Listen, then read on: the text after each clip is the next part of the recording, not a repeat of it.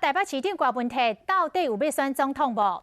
台北市政府的副市长郑家基伫上海双城论坛期间有来透露，讲会哦，讲郭文泰会选哦。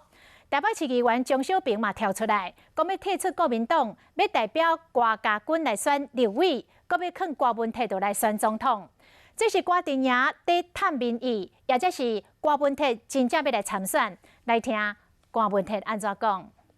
市长跟邓家基私下讨论过，就是选没有了，所以跟他，我自己都不知道他怎么会知道，只是说他每天一直在从旁边一直在他的想法吧。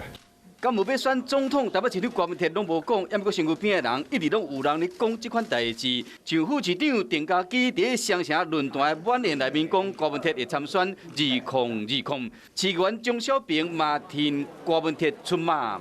这么多麦前面，我们就要宣布退党了。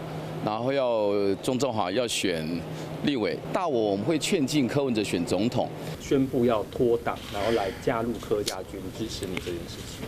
我倒是觉得他这个动作实在是太大了，这个他要脱党哦。对他刚才也宣布要脱党。